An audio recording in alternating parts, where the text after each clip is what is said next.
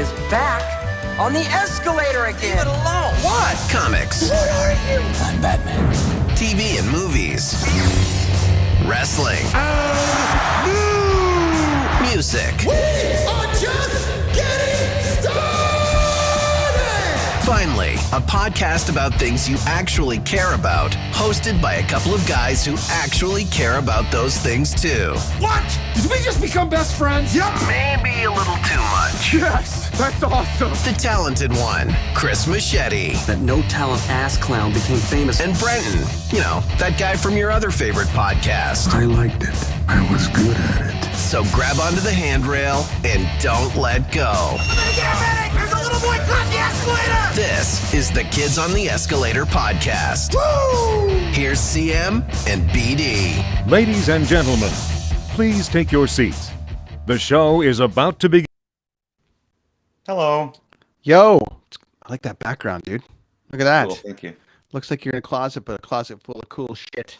It's actually a fairly big room, but yeah, this is the coloring room with all the big computer brilliance. Todd looks like he's always in a closet, surrounded by guitars. But and you know, you got that background. But that looks great. I like it. It's got a good look to it, man. It's got a good look to it. I was gonna say today's my dad's birthday. We just went out for dinner with him, so happy birthday to my dad. Woo! Gracious Gary, happy birthday, buddy. All right. There you go. Cheers, Another buddy. trip around the sun. Maybe, just maybe. Well, he remembers the Leafs winning a Stanley Cup. But yeah, well, I got him tickets for. We got him tickets to go see the France play here, the Frontenacs, our OHL team, and I got him like this really old Frank Mahovlich hockey card and a case and a stand kind of thing. So it's decent. So yeah, happy birthday, Dad! Cheers to you. Did you go get some ribs? Where'd you go eat? Montana's, man. That's his favorite spot. Mm-hmm. I liked it. Well, there's ribs there. There you go. There is, and that's what he had was ribs and wings, like he always does. And I had I changed. I had fajitas. My mom and I had fajitas. My wife had tacos. She panicked. It's funny because they had this special on of like surf and turf with this steak the size of your fist kind of thing. And yeah. The shrimp and this huge baked potato, and I'm like, wow, Alex, so you're gonna get the small one, right? Oh, I think so. She shows up and Lonnie panics and says tacos. It's like, whoa, wait a minute, what? The look on her face was just like, tacos. Damn. Have you been there? Have you ever done that? Like you just panic and you order something? Yeah, you just kind of go like, I don't know what. Give me a Clubhouse. It's a classic thing on the road. It's like Clubhouse. I don't know what this squid wrapped in bacon thing you got going on is, but I'll take a Clubhouse. Oh, look at that! The Clubhouse has got squid in it, wrapped in bacon. It's a squid Clubhouse. Yeah. Yeah, man, it's crazy. Yeah, it's I'm back to I'm back to do the thing. But last week you had a little. I was on a beach that could kill you, and with the riptides and all that stuff. But it was fun nonetheless. But you did a preview show about what you got coming up, because we got 2 episodes left of this, and then we're gonna switch formats to live from Machete Studios. That was pretty rad, man. Yeah, cool, man. We were talking about, and it's funny because my mom was telling me over dinner that I guess somebody's headed up to the moon now. They're actually going to look at living on the moon now, or they're making it public. They're looking at getting a station up there. So my question last week to my viewers, and it was nobody wanted to do it. Even my wife was like, no, I was the only one. So let's just say, buddy, that they get a station up on the moon, and it's mostly underground, but you got your big window things that you can see the earth and whatever. But they've got it all set up for, they got doctors there, and you can have your own little garden.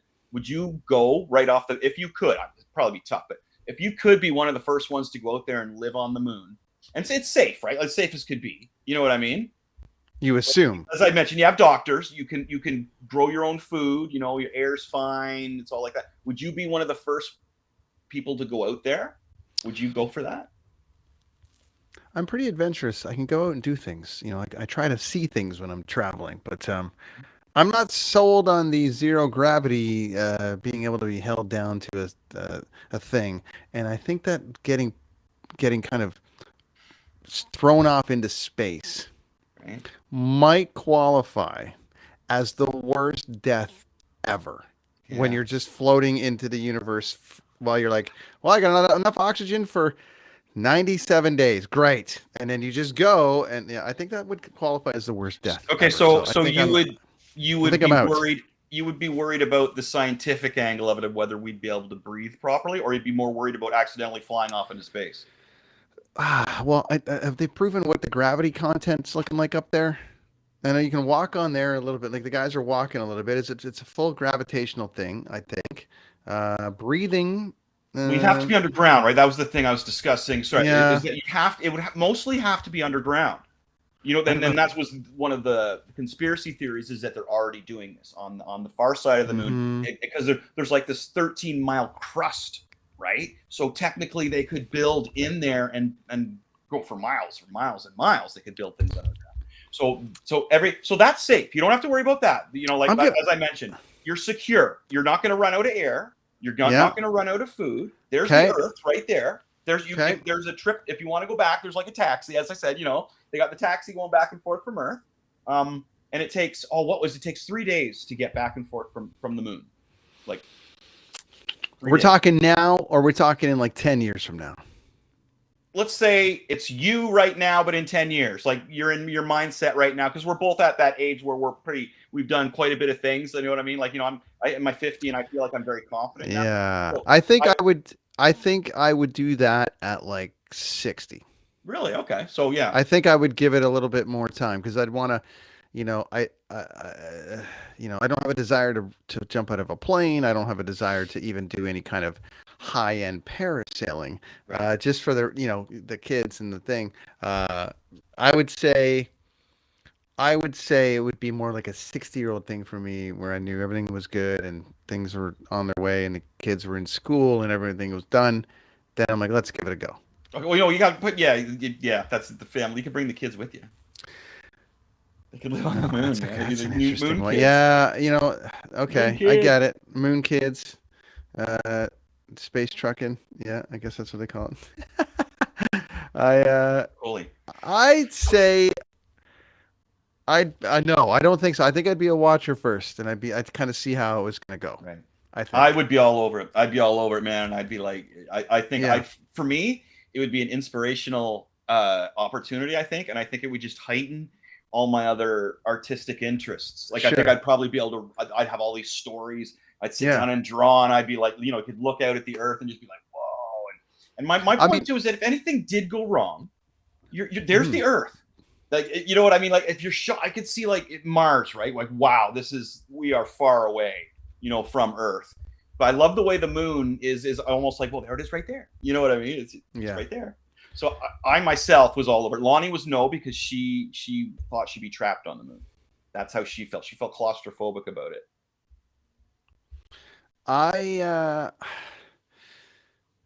think there's a whole other thing before you get claustrophobic on the moon. I think there's the bit about being claustrophobic on the way to the moon, because that's a whole thing. It's a 3-day trip, but you could go to sleep. They could knock you out for the 3 days. You know what I mean? Like that's totally doable. What do you like? Hemostasis. Right? Yeah. Anyway, did you ever see that movie Passengers with what's her name and the other guy? That just why do I think somebody else just mentioned that movie to me? Yeah, so they're all like, it's Chris Pratt and what's her name from Silver Linings Playbook and the Hunger Games. Okay. Anyways, she's asleep. Right. He wakes up early. They're on a spaceship that's like and everyone's sleeping for I don't know however many years it is. They put to sleep for like 150 years. Some kind of thing where they're supposed to wake up at this new destination, and he wakes up early and he's all alone, and then he wakes her up so he won't be alone. I have seen that. The premise is kind of cool, but then the moral meter on him, people are like, what a fucking asshole. Mm-hmm. He's just killed her, right? And they fall in love, and it's the whole thing. And it had a weird kind of Shining vibe to it too, because they had that bartender that was kind of like the bartender from The Shining. It was just this weird kind of thing. Do you remember that now, dude? I do remember that. So that's as close to, like, to me, like looking at that going, yeah, that probably could happen. Yeah. Right? And how freaky would that be to wake up and be like it'd be rad to have your own place, but I think you would go crazy. So I think I'd watch and see how everyone else did their thing, and then I would probably. I'd love to be the start of a new population somewhere. I think that would be just brilliant to do. You know what I mean? Like, just that'd be so cool. I agree. I do agree on that. I think that would be really cool. Like, just to get on. That's another thing I would like about that. Well, why'd I go blurry? Oh, there we go. Could you imagine? Yeah, could you imagine there was like a planet that if you went to and you colonized it with everybody, and it was like, oh, but by going to this planet, you're actually going to be 50 forever, or you're going to be that, like, you die at 400 just because of the way it is or something. So you still have another 400 years of life, so you can help develop. That would be cool if you could stay this 45 to 50-year-old range. You know things, you could teach some things. Well, you never know. You never know. Yeah. Like, if you get to if you get closer to further away from Earth, you never know who you would get in contact with as well and what would happen. Right? Like, there's pretty cool things. I would say at first, though, I would need to see the Earth personally from where I'm at. As long as I could see the Earth still from where I was at, fairly large, I could see it. I would be pretty cool. I could definitely start off on the moon. But again, coming in on the ground floor of starting a new society, I would be all over that. I think that would be fantastic. I wonder how far away we are. They've been trying to get to Mars they've been doing the Mars thing, and they did obviously the moon thing last week. Yep. And they landed that whole thing. Mars scares me though, again, because it's just so far away. That does scare me because it is far away, and that's what would scare me, would be being trapped there. And all of a sudden you're out of supplies or whatever. On the flip side, did you see The Martian with Matt Damon? Yeah, yes. And that was killer. That was that was a killer premise, but you got to be real smart. Yeah. Like, he's a scientist, and he's like, oh, doing this, and he grows potatoes. It's like, I'd be done. I'd be done the second. I'd be done. I'd be like, what goes into what? Did I have craft dinner here? I'm out. You know what I mean? He'd last a little longer because, he'd find a way to make it work, but. My metabolism is pretty good. I'd be there a little. It'd be all right. So my wife's like, your metabolism. I'm about 2:00 in the morning eating like half a pizza. Go right to bed. Get up the next day. A little bit of heartburn, but other than that, I'm okay. I'm moving and shaking, and I'm still, fairly. Yeah, my metabolism's crazy. How are the drawings coming? Because you're doing that fancy artwork, man. It's all in the other room, but the big one I'm doing right now is the ancient gods of the Machete universe, which is going to explain what's going on now. It's one of those things where when you go back in time, it actually explains the story of what's going on now. The story I've got is so deep now. I've gone from that lovely, simplistic idea of an apocalypse, but this is focused on a city, and how certain characters would be affected by it and how they would live it out. Exactly like, as we were discussing, like great storylines, the Simpsons ones, all their stories back in the day were really simple. You don't rely as much on this huge, in-depth, crazy story as you do as a great character thrown into this situation and how that character would react. So the story of how this happened, this apocalypse happened in Kingston, is going to be explained through the ancient gods of the Machete universe. And the story I'm writing with it is just awesome. It's so much fun. It's crazy. It's so much fun designing your own universe. And it's funny because I'll test off my older students, right? I only have like 10 art students, but they're good. And they range from like, I think it was like 7 or 8 years old up to like my age, basically, right? But I always throw them my ideas by the older ones from maybe, 14 and up. And I show them the ancient gods that I've been doing, and they're just like, whoa. And then they're going, well, what if this happened? And what if there was a god of this place and that place? Next thing I know, 15 minutes has gone by, and they're just bouncing ideas off because they're so stoked on it. And that's why I know I really got something. When the kids are like, whoa, it could happen. Because sometimes I'll show them stuff and they're like, oh yeah, right on, that's cool. But when they really start to riff off it, that's when I know I've really got something. Hi, Ash. Hey, Ash, what's up? Good to see you. DQ, thanks for the Jennifer Lawrence stuff. That's good. That's it. That's what we were looking for, Jennifer Lawrence. That's right. And this is going to be separate of the Skeletron.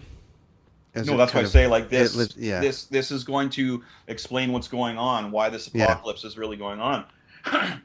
It's a smoke. I got so much like. It is a simple story about a seance, a bad sacrifice, evil sacrifice, and how it affects the city of Kingston, and how the government reacts to it, and how the military and how normal people react to this kind of apocalypse dealing only in Kingston.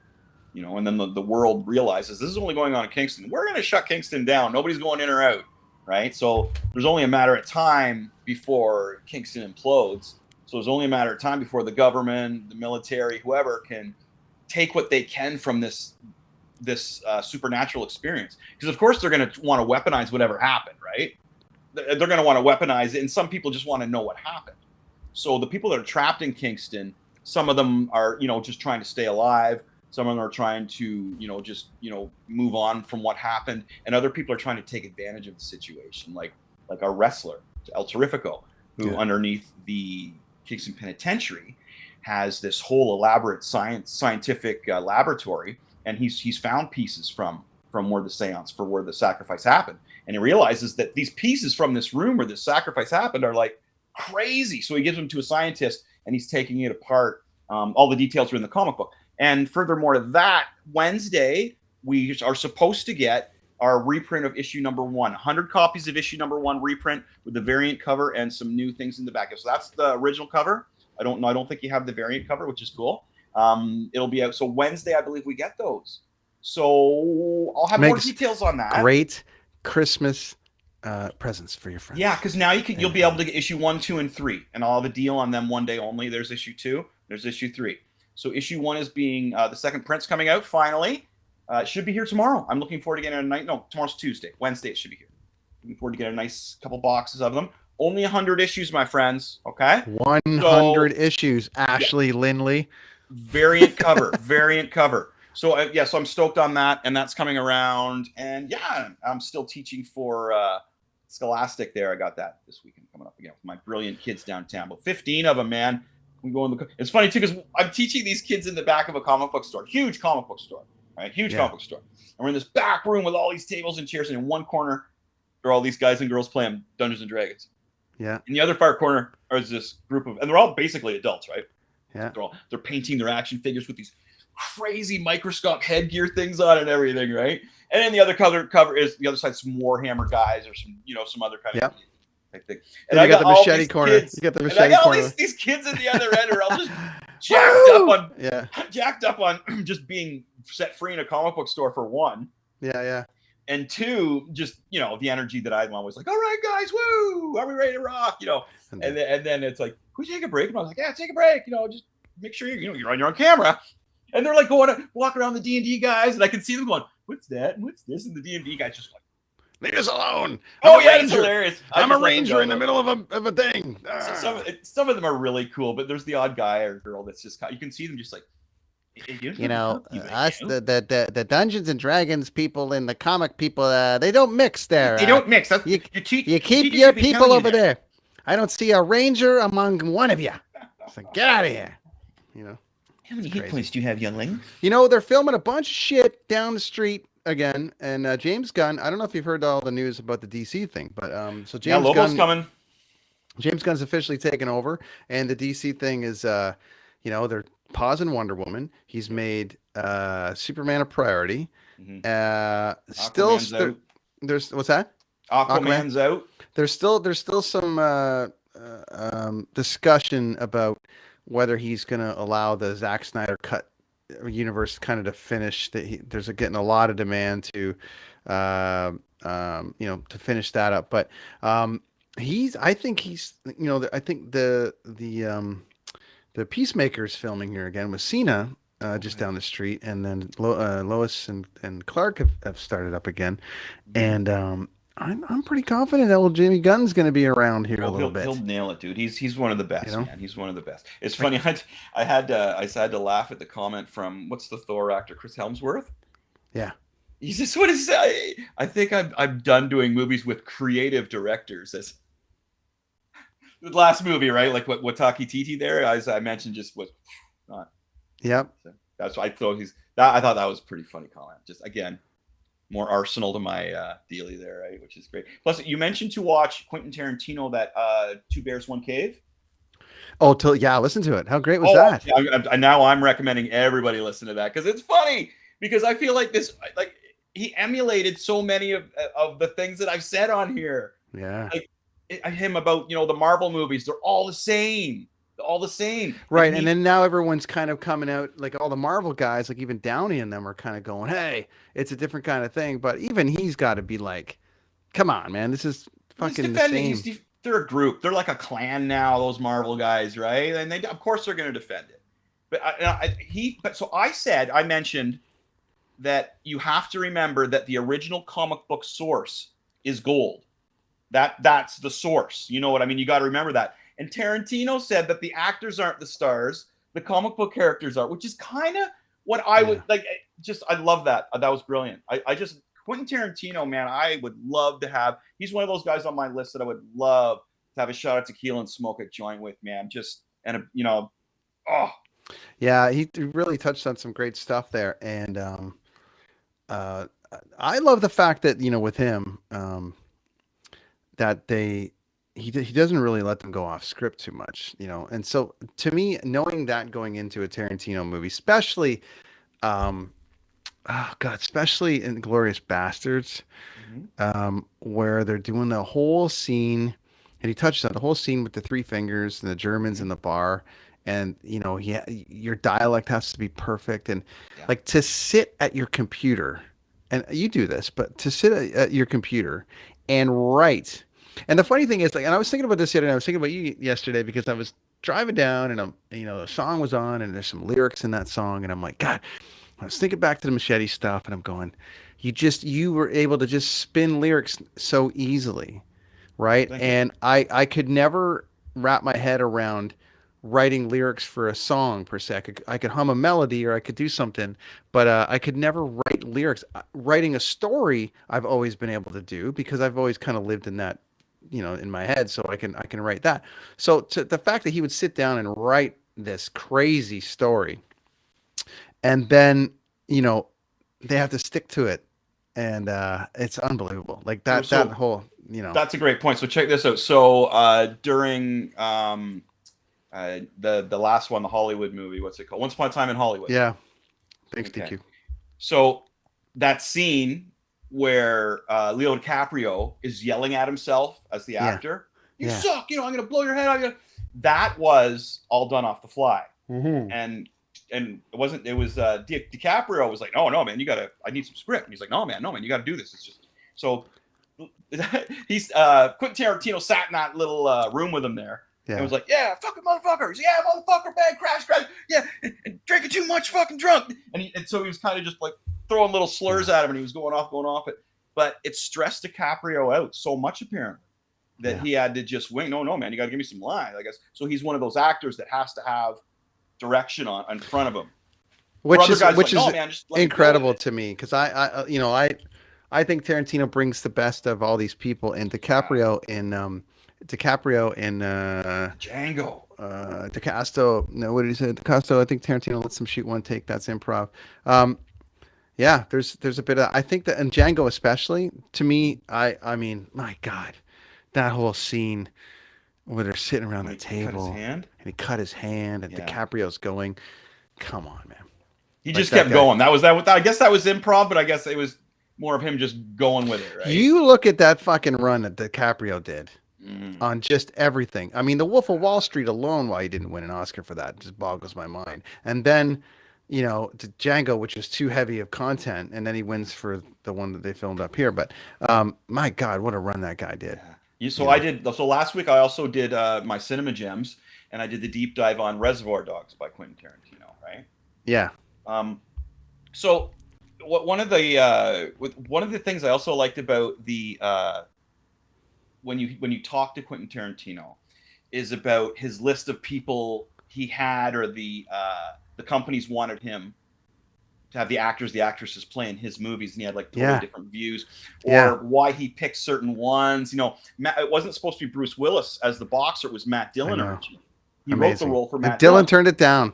You know why? Because he said, I'll only do it if you include scenes of boxing right in there. He said, I need more. You got to put it in. He's like, no, man, it's not in there. So Bruce Willis, who wanted, he wanted Jules' role, I believe. Everyone wanted Travolta's role. Oh, it was Travolta's role. Yes, everyone wanted right? Travolta's role. Everyone wanted Travolta's role. And Quentin Tarantino, he was imperative on that. The cool thing he thought about Travolta is he went out for lunch with him, and he said everywhere he went, everybody was freaking out. He's like, this guy's John the biggest Travolta, Vinnie biggest movie Barbarino. star in the world, and no, yeah, it's such a great story. And Willis, he meets Willis at Harvey Weinstein's house or something like that, and they're talking about They how go for a Willis, walk on the beach. yeah, Willis loved Tarantino or loved Reservoir Dogs. Anyways, everyone, DQ, yeah, just go listen to that interview. That's the best one. Yeah, And sorry, thought- I could go on and on. I about thought it, he but did a just great go job. I thought he did a great job with Stern, but I thought that the Two Bears One Cave got more out of him than Stern did, because I just think Stern goes a little bit more this way. These guys were a little bit more centered on the movie making, because they're both movie making guys. So I think that's why. So very cool. I've seen tons of Tarantino interviews, and he's a bit frantic, but that was the first one where I was like, he was all the way in and kind of letting it all out. Does it remind you of someone? Moving on. Tarantino's friggin' awesome, eh? You know what? I just listening to him talk. Great. Speaking of brilliant directors, we wanted to kind of Tom rules DQ. You know what? I'm new to the show, Tom, and so or DQ, so I'm gonna listen to it more. But yeah, you're right. It was a really good one.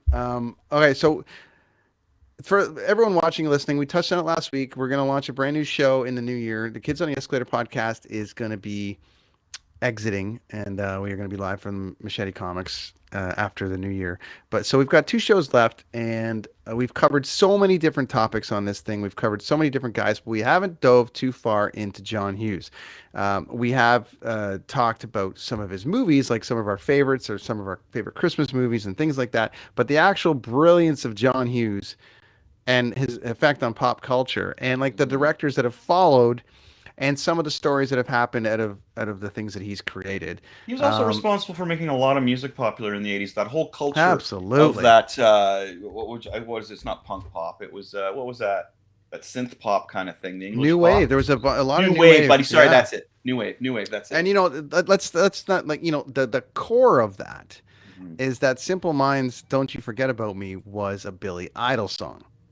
And Billy gave it to them. Really? And because it was like whatever, because he still performs it live. Because if you actually listen to it, it sounds like Billy Idol, right? If you really think about his voice on there, next time you listen to the song, you'll be like, right, sounds like Billy Idol. Yeah, right. Could you imagine? The rebel yell. Could you imagine Billy Idol had put that song out? Like, I just think he passed on it, and it went to Simple Minds. And the funny thing is like, Billy Idol was already the biggest thing ever at that point. Could you imagine that he had that song and put it out as well? I think it's in folklore there that it was his and he passed on it, but he still plays it live. And Sidebar. The song "Walk Like an Egyptian" was originally offered to the lady that did "Oh Mickey, you're so fine, you're so fun." Really? And she turned it down. And the Bangles took it. Now you've never heard of that girl who did Mickey again. I can't remember her name. Yeah. So I remember the Bangles. To your point, which is great, because the music and all the rest of it, and then we named this show. I think it's only fitting that we end the director's series that we've talked about. DaCosta's a Hughes diehard. Here we go, DaCosta. Great, you throw some stuff in there as we go.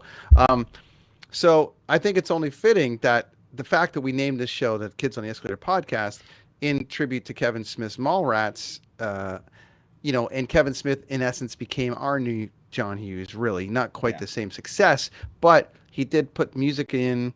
He was very heavy on the music, very heavy on the writing, and focused a substantial amount on the John Hughes way. So I just think it's character, and no one writes women better than him, other than women. But then he writes very well. So anyways, let's do this, and then next week we're gonna have our annual It Came From the Basement, and wrap this whole thing up. So Ash, you're coming back. Find some cool shit at your house. DaCosta, you've been on here the whole time. We're gonna bring you on the show next week. Find some cool shit in your house. We're bringing you on the show. All right, that's how it's gonna go. We'll send you all the details in our Twitter and all the rest of it. All right, that's how this is gonna go. Nice. All right. So where do you want to start here, man? Let's go. I think the first thing I want to put up, at least to start, is the graphic. Oh yeah, look at that. So this is just a handful of them. It's not necessarily all of them, but this is definitely a John Hughes catalog here. If I had to pick just one of those, and I could only watch one forever, Yeah, I would pick. Wow. What do you know? Weird Science. Weird Science. Weird Science. Weird Science. All right, watchers, listeners, everyone at Clerks 3. Yeah, I saw Clerks 3. Yeah, I'm there with you, haven't buddy. seen We that could yet, we could do a unfortunately. whole thing on that. You got to see that quick, man. I do. I got to see I got to that. talk to you about that. Okay, so no spoilers in the chats, friends, because Chris hasn't seen it yet. So just leave it. All right. I'm just letting you know. Ashley, get your shit together. Okay. Well, yes. Oh my God, what would we watch forever? You can only pick one. Can't watch any of the other ones ever again. Okay. You know what I got to do here? I got to go. I have to go Uncle Buck. And I'll tell you why. Mm-hmm. And you know why. But it was Zig's favorite. We shared a lot of one-liners out of that. I think it was the epitome of John Candy. I mean, Candy was all the way there on Planes, Trains, and Automobiles, but I mean, I really think this was the starring role, even better than Great Outdoors. This was his. This was all his movie and everything in it. And I just think that, for me, I think that is, I could watch that forever because there's just so many lines in there, and there's such a great tale, and he's such a great guy, and that movie to me is perfectly written. I don't know. I think if they're like, that's it, you can't watch another one again, I could watch. Yeah. I could watch Uncle I Buck. bet you that was written for John Candy. I bet it was. It was 100% written Okay. for John Candy. So, DaCosta, you're a big fan, so you know this stat. Planes, Trains, guys. Planes, Trains is like 1A for me. It's Aren't they remaking that? Well, yeah, but they're gonna do it with I think they're doing it with Will Smith and Kevin Hart. Not Will Smith. No. I think they're doing it with Will Smith and Kevin Hart. I heard this rumbling that they're going to do it with Will Smith, but there's been variations of it because they did a movie a couple of years ago with Zach Galifianakis and Robert Downey Jr. called Due Date, which was really great. Which basically was Planes, Trains, and Automobiles. I read something about a reboot or a revamp of it, but it was like female. It was a female and a male. Well, they are. Yeah, I mean that could, and I've also heard rumblings. And for our people watching and listening, I've also heard rumblings that the next Spaceballs will have, what's her name, Melissa from Bridesmaids, and the funny one, Melissa McCarthy is going to play his daughter, Mog's daughter. Right. So that's a cool one if they go down that road. So that'll be interesting to see what happens with that. Yeah, DaCosta. Oh yeah. But anyway, so anyways, going back to it, I think that was the epitome. But John Hughes, back to you, Chris. I just want to put up some of those graphics. You wanted to start with Vacation. This is my one. I'm just picking one movie. Instead of just touching on a whole bunch of them, I'm gonna go for one that I never get tired of watching. I love. There it is, National Lampoon's Vacation. This sprang from a short story that the cool thing about that's Star Wars, right? That's that one picture. So here we go. So this is based on a short story he did in National Lampoon magazine, and he called it Vacation 58, and it was from 1979. And there's so much in this story that is exactly from the movie. Now the cool thing, just put in a Vacation 59 story, or sorry, Vacation 58 story. It's called Vacation 58. Yeah. Circa 1970. And the story can be read to you. You can click on a button and this girl will read you the whole story. And there's so much from this original John Hughes short story that he wrote that's in the movie. Like from the dog, I don't want to throw too many spoilers on this, but come on. Again, I have such a hard time thinking that nobody's seen this movie, but then I forget that there are people that are younger than me. So Vacation was, that movie came out in 1983. And of course it spurred, one of the biggest ones was the Christmas Vacation, right? Everybody loves that. Everybody loves Christmas Vacation. That's one of my favorites. Yeah, he did. So they did the National Lampoon's European, National Lampoon's Christmas. Vegas Vacation in '97 was just Vegas Vacation. It wasn't National Lampoon's. But we have that magazine with the original article. You're bringing that next week. You're bringing that next week. Basement, man. That's. I came from the basement. You got to bring that next week to Costa. All right. Gem, dude. So again, so this movie is just, again, I love this. Here's the movie: The Misadventures of the Griswold Family, whose attempts to enjoy vacations and holidays are plagued with continual disasters and strangely embarrassing predicaments. That is so simple. So a family is going on vacation. Now, let's write some great characters. Oh my gosh. So Chevy Chase is in this, as we all know. And apparently, whatever a douchebag he is in real life, man, he is hilarious in this movie. He's just great. Him and Harold Ramis kind of took control of this, I believe. Harold Ramis being the director. Yeah. And then, Randy Quaid's character, who is a cousin Eddie. And if you've all seen Christmas Vacation, the evolution of his character. So one thing I love about this is like first appearance stuff, like just like in comic book movies and things. So you get your first dose of Eddie in here, in my opinion, is just a brilliant character. Again, a guy that you throw in different situations and you got laughs. He's hiding here in Vancouver, by the way. So. Yeah, I've heard that. Christy Brinkley does some appearances here and there, which is an icon from that era. From the early 80s, late 70s, I guess it would have been. She's sprinkled out throughout it, and then you've got Michael Anthony Hall, who grew three inches throughout the filming of this movie. He started off being the shortest one in the cast and ended up being as tall as Beverly D'Angelo. So they had to kind of switch the ages of them, have him be the older sibling by the end of the movie, which I thought was really, really funny. And of course, Beverly D'Angelo, who is the quintessential 80s mom there from the Vacation movies, and she's hilarious in it too. The repertoire between Chevy Chase and Beverly D is amazing. As is amazing as the whole cast again.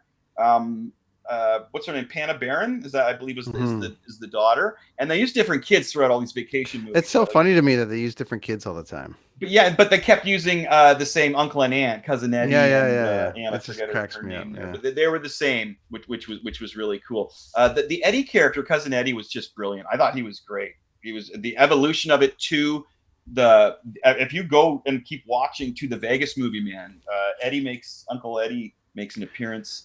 I'll take some of the blue stuff there, and I'll take some of that whatever that yellow stuff is. I won the big money. I won the big money. Yeah, I love that. That's hilarious. This family is written so well. I love Vegas. Again, you just throw them in a vacation setting. And I got an idea. Why don't you just give me $100 and I'll kick you in the balls? How about this? Where do I get some damn bait? Thank you for coming to the damn tour. Oh my God. So like little things like that, right? Mm-hmm. So the original one, though, I love them all. I keep going back to this original one just because I love it so much. 1983. Second one was European Vacation, which again is a sleeper hit. I love that movie. That was 1985. Then Christmas Vacation, 1989. That's like a staple for our Christmas here. And then Vegas Vacation came out almost a decade later, 97. And then they did a remake, which is great. By the way, you got to give it its due. It's okay. Christine Applegate and Ed Helms. I love Christine Applegate. I thought it was killer. She was so good in this movie. When they go to the college, and she's got, I can do this, and she takes 2 shots and tries to do the thing and throws up all over the. Yeah, come on. That was funny. Then they got Griswold Springs, where they go into the fucking thing and the condom and the needles and all this shit. Oh God, it was great. So going into my next little thing here is just some spots about the Vacation movie, the original one that you may not know. So first of all, in the remake, I believe Rusty had the love interest, the outside love interest. Yeah. And in the original story, that's what it was supposed to be. It was supposed to be a 13-year-old girl pursuing Rusty, not that lady, not Christy Brinkley pursuing Chevy Chase. So Chevy Chase and Harold Ramis changed that themselves. They threw that in there. But originally it was supposed to be a 13-year-old girl pursuing Rusty. So that would have put a big change in it. I just want to add, the song Holiday Road is awesome for summer barbecuing and having family over and whatever. It's just one of those great Holiday Road. Great song. I would wager he had a bigger hit with that than he did in Fleetwood Mac. That is just a great song. It's just one of those feel-good songs that when you're having a family over, because we're getting old, right? You know what I mean? It's not always about cranking on Slayer. That's just a great song. Just had to throw that in there. No, this is funny. At the end of it, they do the end credits things with all the photographs throughout the tour. Yeah. And if you keep watching, the very last photo is of them on an airplane, showing they didn't drive home. Oh, I thought that was hilarious. That was freaking hilarious. Another little Easter egg is when they go in the Cowboy Tavern. The first thing you see on the left is Christy Brinkley Coppertone ad right there on the left. If you sharp eyes will see that, which is great. So Wally World is, everybody's like, where was that filmed? That was actually filmed at Six Flags, Valencia, California. And another thing an Easter egg thing to watch the second time through, not to ruin the movie for you, but look at the backgrounds. they're painted 90% of the time when they're outside. If you look, you won't notice until you look and you're like, the clouds are not moving like at all. And then you look at us, that's it. And you can tell it's a backdrop and most of the stuff that's going on. I've been there. We've been to that. That Six Flags. Okay, so that's what I was real. And that's okay, good. check this out. I thought this was amazing, and more to John. I got 2 John Candy points here that I think are fantastic. The first time they did the screening of the movie and the filming of it, John Candy was not in there at the end. Okay, so they did what they do, test screenings, right? And people loved the movie, did not like the ending. So Harold Ramis reached out to John Candy, and he wanted him to play that security guy. I can't remember his name, but it's the same security character he played in SCTV.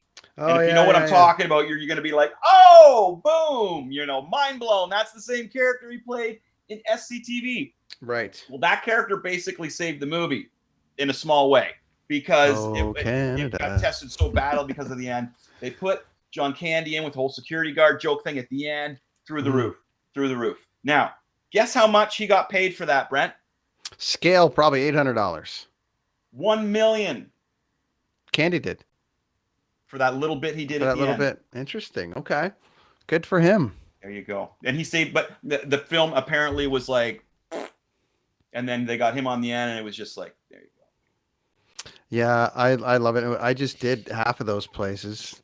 So did the drive, drove from here to like Utah.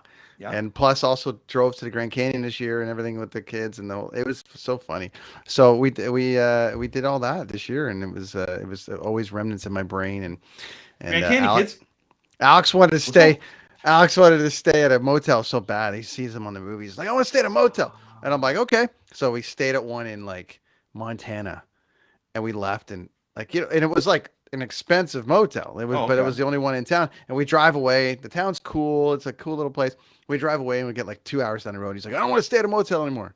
Like, that's a joke. It was just like I thought you left something stuck to the back of your car a pool full of 49 kids jumping around. Like it was just this. It was a classic like thing. Yeah. But the motel, like in Vacation, it wasn't quite that, but it was a downtown motel.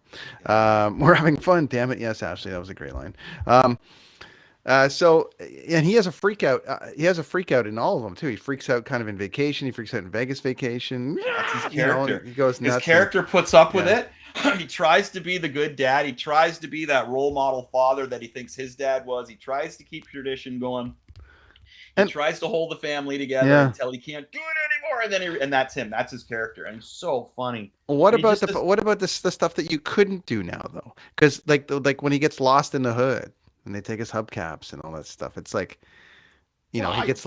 I'm just saying, it's like it's a bit like white family pulls into black neighborhood rips off all your shit and kind of sends you. I'm just watching it going. They do it again, but they just mix they'd mix. Yeah, we just mix it up, right? It was just you'd have some Hispanic people in there. You'd have some white people in there. Maybe an Asian dude hanging out in the back, female black. Yeah. It was kind of funny, but yeah. So John, I thought he really set the tone on that. Obviously, we know the impact of this. The kids just watched The Breakfast Club the other day for the first time, so I just showed it to them. What did they think of the pot smoking scene?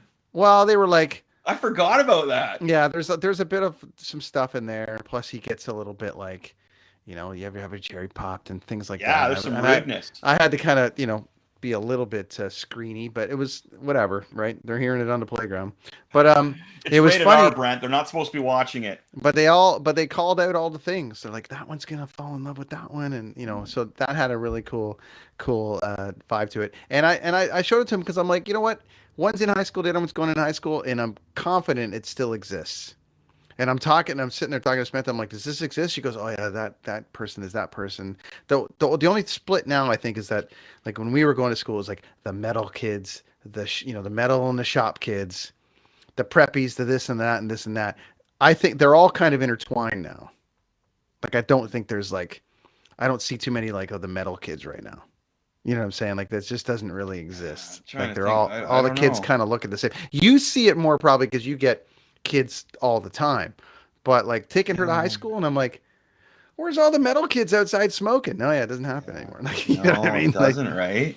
They all go to the Tim Hortons and vape, but But it was crucial to show that because I was like, I wanted to get their thoughts on that.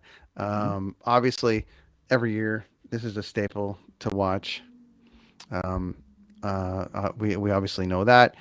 You're a big Weird Science guy. I love Weird Science. It just reminds me of a good point in my life when I was watching Weird Science. I'm so that way with movies and songs and TV shows. They just bring me back. If it was a good time in my life when I was listening to or watching whatever it is, I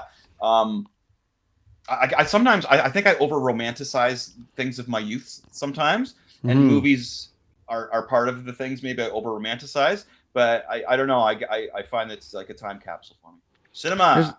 There's another one, like Career Opportunities. I mean, oh man, that movie, and she is just beautiful in that movie.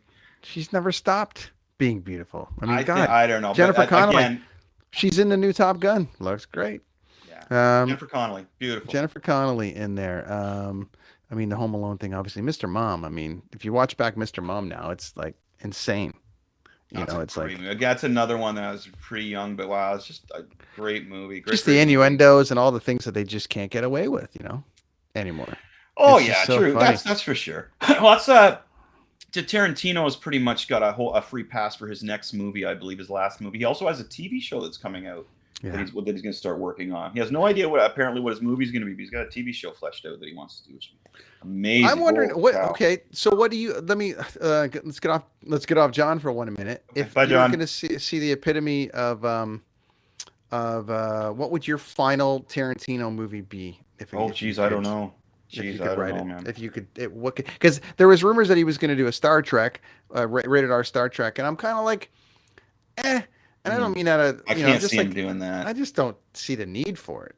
I can't see him wanting to do that. You know what I mean? I don't know why he would. I don't know. I don't know what he would. I have no idea. His movies come out like, who would have thought he would have made Django Unchained? I have to feel that like his last movie is going to tie in all the movies.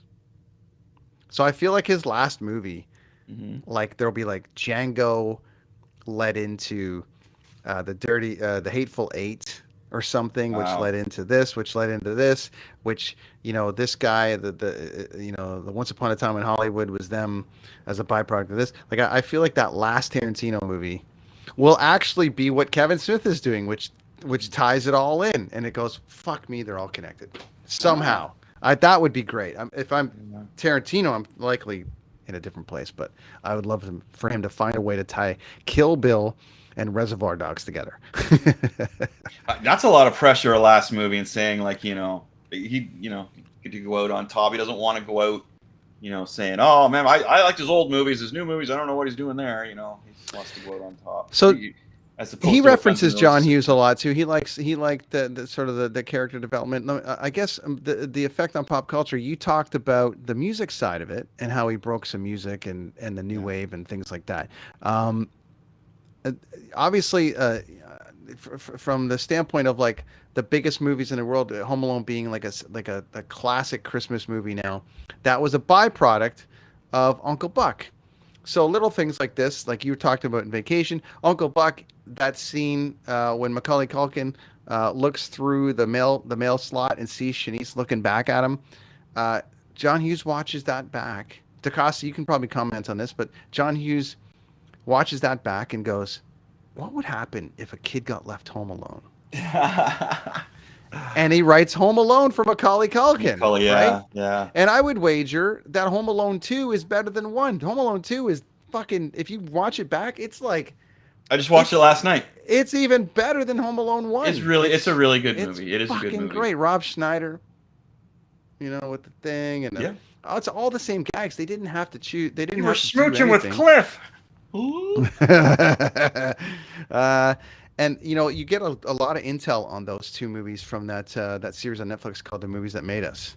Mm-hmm. That's a brilliant series. I'd like the toys, the toys that made us and stuff too. All those series are great. Okay, DaCosta thinks he has to do a backstory for Pulp Fiction, the origin story of Vincent Vega and Jules. You know what, DaCosta? I would rather see that in a TV show. I'd rather see that in a TV show. Oh wow, that would be a good. But whatever, I'm with you on that. I would love to see that. Because the one thing outside of Kill Bill 1 and 2, DaCosta, Vincent being a Scientologist. Nice one. The one thing that I do love about the Tarantino flicks outside of Kill Bill 1 and 2 is that they are separate of each other. So Well, no, because there's no Reservoir and Pulp Fiction are related. ish, but Because Vinny Vega is the brother of what's his name? Yeah, I think that The case is I wouldn't mind them putting it all together at the end. Right. But I do love the fact, like, I wouldn't want an origin story on everything that he did unless it ties in all 9 movies into, like, how does Jackie Brown, Reservoir Dogs, Kill Bill, just watch that too. and a Hateful Eight, how do they all connect? And John Hughes never did that much, which I would have loved. I just thought of something. Remember in Pulp Fiction when Uma Thurman tells John Travolta about the TV show she's in? She's describing the characters in Kill Bill. Mm-hmm. Reservoir Dogs links to Pulp Fiction. Pulp Fiction links to Kill Bill. Yeah, he might be getting After there. that, I don't know what happens there. But also, I had this little gem on my Cinema Gems there last week. Is that Quentin Tarantino's original idea at Pulp Fiction was that case that's glowing? Those are the diamonds and jewels, those are the diamond jewels from Reservoir Dogs, and he was going to tie the whole story in there with that. That was his original thinking, and it just got away from him. And now it's turned into lore. Now people are like, "What's in that case?" Exactly. But that was originally what he was thinking, so he could tie that in. So if you look at it this way, you got Reservoir Dogs, you got Pulp Fiction, and you got Kill Bill 1 and 2 that kind of are linked together. So you got 4 of them that are linked together, and you've got 5 stragglers. Ish, right? But he could find a way. Oh, I'm saying sure like that. You got 5 stragglers that he needs to bring Lucy Liu back, and she'll tie it all in. Yeah. Apparently, she was fine to work with on that movie too. Uma's got to be back in the last one. We're getting down there. 9 minutes. John we are too. Hughes. All right. So, I think the most important filmmaker of the 80s. Next, to, I would say so. Because you got, and he's going up against Lucas, obviously, and Spielberg. Oh, yeah, that's tough. Oh shit. So you got Lucas, Spielberg, and John Hughes. As far as I'm concerned, are probably the 3. And then, you film heads are going to be like, and then there was this fucking director that did all these French films. I'm not talking about that. No, we're talking about like, Spielberg, Lucas, and Hughes. I think that's world renown, right? Like movies that affect the world. Movies that hipsters won't like.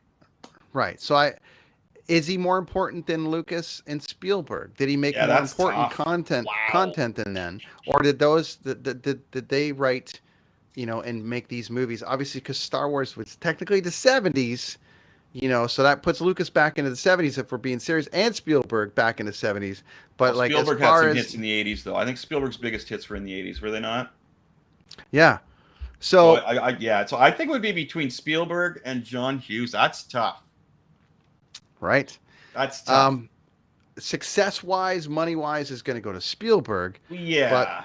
We're talking who we like better. Who made the movies that we talk about the most? And I think it's got to go to Hughes. Yeah. Because I love the Raiders of the Lost Ark. Like, I love the Indiana Jones stuff, but there was really only 2 of them in the 80s. That 89 was, I guess, the 3rd one. And then you had some other Spielberg-y kind of things that he was in. But I think Hughes was more consistent throughout, leading into Home Alone. Like, as I said, if we go into this repertoire of movies that were so important. He was like the band Kiss back in the 70s. They're like putting out an album every year and touring. Yeah. How they did it, I have no idea. However, John Hughes was the same guy. And there's so many movies you're like, holy shit, that was John Hughes. Like, you didn't realize it, right? We could segue quickly into a movie that I thought and you could think would maybe be by John Hughes, but it's not. And that's A Christmas Story. Absolutely, that's what your favorite off here Christmas with a new tradition I'm starting here in the Cochran household is we're going to play A Christmas Story Monopoly. My wife just picked this up, so it's basically hold that up there. It's Monopoly. It's Monopoly, but it's with the Christmas Story stuff in there. Instead, it's brand new. I got this on an auction, and this is going to be our new tradition. Now, I know what you're thinking, or I know what you're asking. So, where's the kid sticking his tongue to the pole kind of thing? And yes, it's in there. The Chinese food restaurant is a place on the board. you have any of those pictures, Brent, or did? I do. Some of them came up, some of them didn't. Okay, no problem, no Let problem. me look here. So there we go. So there's some of the places that you buy, right? There's the bar of soap, and there's the hubcap full of nuts.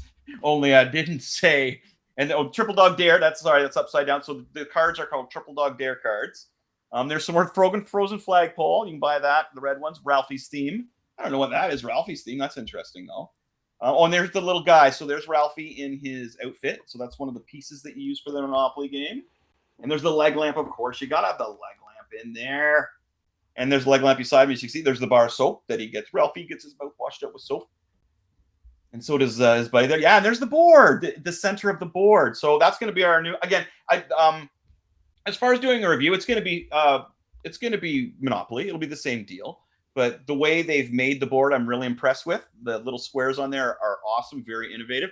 I love the little guys. It's just making my family looking forward to actually playing Monopoly, which we had the credit card version with the digial version we had. Oh yeah. Oh man, and you go through the game so quick. It's like you're done, dude. Like that. You're done. It's so quick. So we're looking forward to do this the old school way and just put the twist on it for Christmas.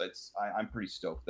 The money is the kid with his tongue stuck on there, and good stuff. Good family fun for Christmas, my friends. So I would say that, as far as purchasing it, I wouldn't go. I've seen it's going for like $40 and stuff like that. I got it. My wife got it from an auction. I'm not going to tell you what she paid for it. We kind of stole it, but that's cool. But I would recommend it for you adults out there that are looking to put a little twist on your family fun and grew up on that movie as I did, because we're all looking forward to it. My folks are there watching. Well, yep, we are. Yep, we are. My daughter's looking forward to it, and my wife is super stoked because she bought the damn thing, right? Yeah. So yeah, I give that. So I give that. The game, the way they did it, I give 4 out of 5 Deaners. I don't know what I would have did to improve it anymore. I would have. Sorry, yes, I would have made the houses, and the hotels are just normal. I would have done something with them. You always find the cool shit. I do. Thank you, but I do. I'm always looking for it. Yeah, I had this little mini arcade thing that I bought. I'll show it. I saw that too. I got lots of toys to show for when it came from the basement, right? Like I got lots of stuff, and the online auctions are really good. I found some great stuff, man. I tell you, Alex is going to be thrilled. I got like not including the box. Like I got a box for. Oh, he's not watching. And then there's a stack of cards like this for him. Insanity. And some of those ones that I mentioned to you off air that I wanted to get him, I got them. Friends, Ashley DaCosta, send us a note to our Twitter. Everyone watching at home, thank you so much. Beaner. You can follow us on the Twitter at Kids on the Escalator 1, at least for another week. I'm not sure what we're gonna do, if we're gonna change it up, but look at that right there. There's always I got my Twitter is always going. I got over 1,000 people on my Twitter, I believe. Yeah. So I think we're just going to make some changes. KidsOnTheEscalator.com is up for now. It might switch to livefrommachetecomics.com. We're just working out the details on that. But that's going to start in the new year. So next week, we have our annual tradition of It Came From the Basement, where we invite a whole shit ton of people to come on and talk about and show off some of the really cool shit that they have hanging out at the house. And we hope that you guys will join us. Ashley, we want to invite you to Costa. We want to invite you. So please send us a message on our DMs, and I'll send you the link for next week around 9 p.m. Eastern, and we'll get that going for sure. And we did there, Chris, you have this little thing designed up that's coming. So check this out as an opener for the new year.